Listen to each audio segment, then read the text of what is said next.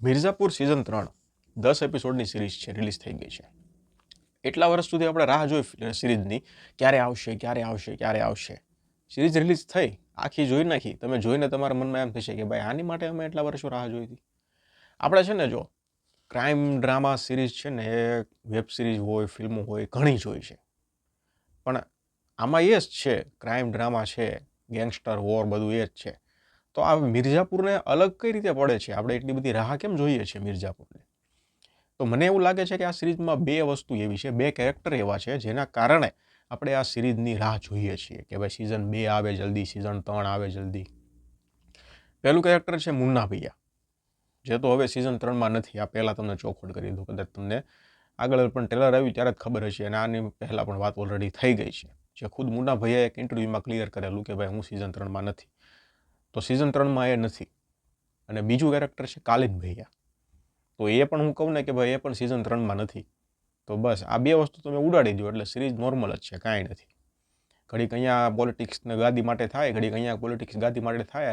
ટૂંકમાં મિર્ઝાપુરની ગાદી માટે લોકો શું શું કરવા તૈયાર છે એ બધું આપણને આમાં, જો કે ઓલરેડી સિઝન 2માં પણ એ જ જોવા મળ્યું હતું, સિઝન 3માં એ જ જોવા મળે છે. કહાનીની શરૂઆત થાય છે સિઝન 3નો એન્ડ, જ્યાંથી પંકજ ત્રિપાઠી એટલે કે કાલિન ભૈયાને ગોળી વાગે છે અને પછી એને જે શરદ છે એની ગાડીમાં લઈ જાય છે. હવે સિઝન 4માં આપણને ખબર પડશે કે હવે આગળ પંકજ ત્રિપાઠીનું શું થયું, ક્યાં લઈ જાય છે.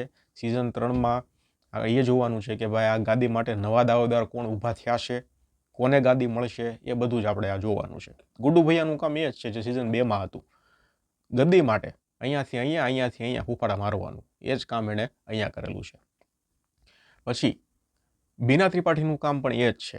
હજુ આ મેકર્સ કન્ફ્યુઝનમાં છે કે આની પાસે આપણે શું કામ કરાવવું. એટલે સિઝન 2માં જે રીતનું કામ હતું ને એ જ રીતનું આમાં છે. કદાચ સિઝન 4માં કંઈક એનું બહાર આવે ને કંઈક મજા આવે એવું થાય. બાકી સિઝન 3માં પણ એનું કામ એ જ છે. અહીંયા વાત એ છે કે એક વસ્તુ આપણે સિઝન 2માં આપણને જ્યારે રોબિનનું કેરેક્ટર નવું આવ્યું હતું ત્યારે એમ થયું હતું કે રોબિનનું કેરેક્ટર ક્યાંક ને ક્યાંક એટલું ગજબ નીકળશે કે કંઈક ને કંઈક તો એ આખું હલચલ મચાવશે. પણ જેટલું ઊભું ઉફાળા મારતું હતું ને કેરેક્ટર, એટલું જ અહીંયા દબાઈ ગયું આખું કેરેક્ટર. હાવ એટલે હાવ એની જરૂર જ નહોતી. એમ કોણ મિર્ઝાપુર નામની આખી સ્ટોરીમાં એ રોબનને કેરેક્ટરની કાંઈ જરૂર નહોતી. એ રીતે આ સિઝન 3માં એનું કેરેક્ટર લખેલું છે. બીજા ઘણા કેરેક્ટરો જે છે, જે હતા નહોતા, કાંઈ ફેર નહોતો પડતો. એ સિઝન 2માં આપણને એવું લાગતું હતું કે ઓલું આમ હશે, ઓલું આમ હશે. સિઝન 3માં બધું દબાઈ દીધું. એટલે ઠીકઠાક કહી શકાય એવી સિરીઝ છે. અને હું તો એવું કહું છું કે સિઝનની જરૂર નહોતી. આ લોકો સિઝન 4 પણ લાવવાના છે, જેનું શરૂઆત આમ કહો ને તો સિઝન 3ના અંતમાં કરી છે. તો હું એમ કહું કે આ આખું સિઝન 3 સ્કીપ કરી સિઝન 4 ગોઠવી દીધું હોત અને સિઝન 4ના અંતમાં આ લોકો આખી સ્ટોરીને આમ છે ને ડોટ મૂકી દીધું ને કે ભાઈ હાલ હવે પૂરું, હવે આનાથી આગળ નહીં આવે, તો વધારે સારું હતું. કારણ કે સિઝન 3 આખું આમ તમને એવું લાગે કે આખું ખેંચેલો છે, પરાણે બનાવેલો છે, શું છે. એમાં પણ ક્લાઇમેક્સની તમને વાત કરું તો ક્લાઇમેક્સ પણ આમ તમે કહો કે ઓહો આ ક્લાઇમેક્સ છે. કંઈક આમ અમે 8-10 કલાક આ સિરીઝને આપ્યા છે તો કંઈક તો એવું બતાવો કે ભાઈ અમને એમ થાય કે ભાઈ નહીં હાલ ભલો 8-10 કલાક અમારા ગયા છે તો વાંધો નહીં. પણ ક્લાઇમેક્સમાં તો શરૂઆત થઈ એવું લાગ્યું. ક્લાઇમેક્સ સિઝન 3નું આવ્યું તો સિઝન 4ની શરૂઆત થઈ એવું લાગ્યું. હવે આશા કરીએ કે સિઝન 4માં જે આખી સિરીઝ છે એનું કંઈક સારું એવું આમ કન્ક્લુઝન નીકળે કે ભાઈ હવે હકીકતમાં કરવાનું શું આ લોકોને. એટલે ઠીકઠાક છે, વાંધો નહીં. હવે આમાં કેવું છે ખબર અત્યારે આપણે પુલ ઉપર ઊભા છીએ, પાછળથી આવ્યા, આગળ જવાનું છે અને આપણે પુલ ઉપર વચ્ચે ઊભા છીએ. કારણ કે બે સિરીઝ જોઈ લીધી, બરોબર. હવે આગળની આ સ્ટોરીનો અંત શું છે એ તો જોવો જ પડશે. બે સિરીઝ આખી જોઈ લીધી એટલે ત્રીજી તો જોવી જ પડશે. જ્યારે પણ સિઝન 4 આવશે ત્યારે સિઝન તમે ત્યારે જોવો, આજે જોવો, કાલે જોવો, જન્માષ્ટમી જોવો, દિવાળીએ જોવો, ઉત્તરાયણ જોવો, વર્ષ દિવસ પછી જોવો, 2 વર્ષ પછી જોવો.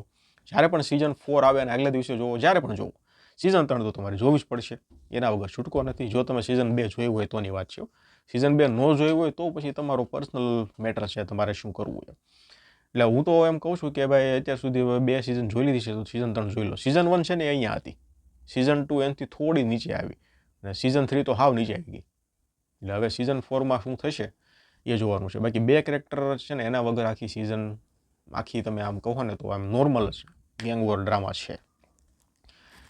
કાલિન ભૈયાનું કેરેક્ટર છે ને એ જે રીતનું જવાન ફિલ્મમાં આપણે સલમાન ખાનનું હતું કે નહીં એટલું જ કહો તમે એવું કહેવાય, કેમિયો કહી શકાય. બોલો કેવા મામું રમાડ્યા હે આપણને કે એઝ અ ગેસ્ટ અપિયરન્સ તરીકે પંકજ ત્રિપાઠીનો રોલ છે અને પોસ્ટરમાં મોટા મોટા આખા પંકજ ત્રિપાઠીના નામ ઉપર જ આખી સિઝન આખલે છે તમને કહી દઉં આખા મામું રમાડ નાખ્યા આપણને બોલો. અને હવે પછી સારું કંઈ ક્લાઇમેક્સમાં એક બે ટ્વિસ્ટ આવશે જે થોડા ગમશે, બાકી આખી સિરીઝમાં ગાળો અને બધું ભરીને છે જે સિઝન 1-2માં હતું એ જ રીતનું છે બધું. ઘડીક અહીંયા ને ઘડીક અહીંયા ને ઘડીક અહીંયા ને એ રીતનું બધું થાય છે. તો જોવું હોય તો જોઈ લો. હું તો 2 સ્ટાર આપીશ ભાઈ. આમાં મને કંઈ બહુ ઠીકઠાક લાગી, બહુ વધારે પડતી આશા હતી એટલે તમે જોવા બેહો તો બહુ વધારે પડતી આશા લઈને ન બેહતા. સિમ્પલ છે, નોર્મલ છે, કંઈક બીજી ફિલ્મ ને બીજી વેબ સિરીઝ જોઉં છું એવું મગજમાં નાખીને જોજો. મિર્ઝાપુર જોઉં છું એવું મગજમાં નાખીને ન બેહતા. છેલ્લી 10 થી 15 મિનિટ છે, 17 મિનિટ ત્યાં થોડી વધારે મજા આવશે. બાકી પંચાયતમાં સચિવજી હારે કાંઈ કનેક્શન નથી, એ બધું ખોટું જ હતું બરોબર. અને મુન્નાભાઈનું કેરેક્ટર નથી એટલે હવે સિઝન 4થી થોડી આશા છે અને પૂરું કરી દઈને તો સારું મને એવું લાગે છે. બાકી તમે જોઈ લીધી હોય મને કમેન્ટ સેક્શનમાં જણાવો કેવી લાગી. ધન્યવાદ.